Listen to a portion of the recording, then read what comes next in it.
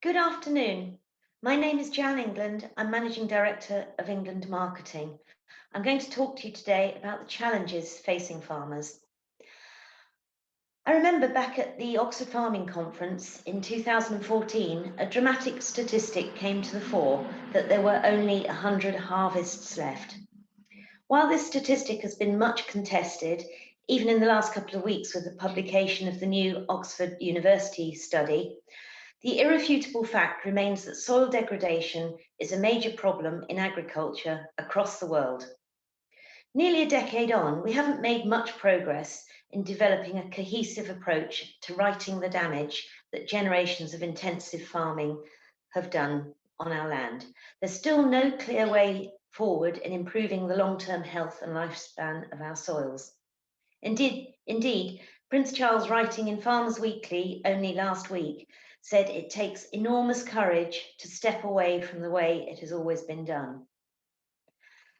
I founded my research business in the agricultural sector, and over the 26 years we've been in operation, I think we've spoken to around about 100,000 farmers about the issues that affect them and their farms.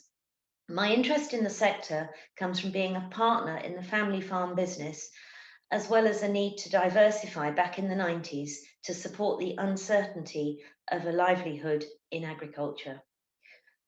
We operate the length of the supply chain from producer to consumer and are one of the few agencies to do so. This gives us a breadth of knowledge and insight across all stakeholder groups and the challenges they face. Regenerative agriculture is recently a much used term in farming that needs a firmer platform to operate from if it's going to be successful in improving the long-term health of our soils and protecting the environment. From our research conducted over a quarter of a century, with the most recent projects still ongoing, we've identified that there are fundamentally three elements to preventing farmers implementing changes to improve their soil quality. These come under the broad headings of investment, uncertainty, and trust. I'm going to address each of those in turn. But first, without addressing these three elements head on and in a collaborative way, farmers will be unable to get on board with any momentum to reinvigorate our soils.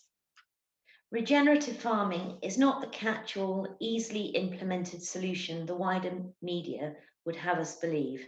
It means different things for every farm business. It means different things for every farmer, and it has different applications for every geographical location. One size does not and cannot fit all. So turning to the 3 points I'm keen to make, investment first of all.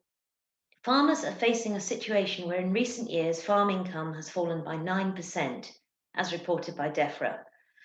The basic payment scheme is being phased out and the elm substitute is not yet clear. But what is becoming clear is that a number of farms will not be viable going forwards.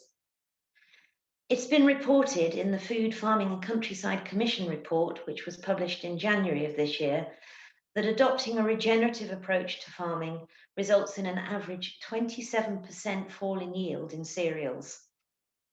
A regenerative agriculture approach is going to also require significant investment, not only in new machinery, but also in systems and administration, none of which is going to provide an immediate return on investment. Many farmers won't see the results of that investment as their average age is nearly 60. It really is for future generations. Farmers are being squeezed from both sides, a lower income plus higher investment costs with a long-term gain that is relatively intangible to them. So the funding needs to come from somewhere else, quite possibly somewhere outside of agriculture, but I'm going to come back to that. The second point I want to make is that farmers are facing uncertainty. Carbon programs are something that everyone is talking about.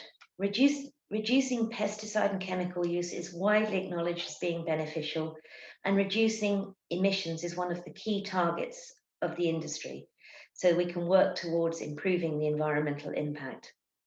However, there is very little on how it will be consistently measured, implemented, and addressed at a farm level. Without knowing what you're working towards, with whom and for what purpose, it becomes less feeling your way in the dark and more like stepping off a cliff face for most farmers.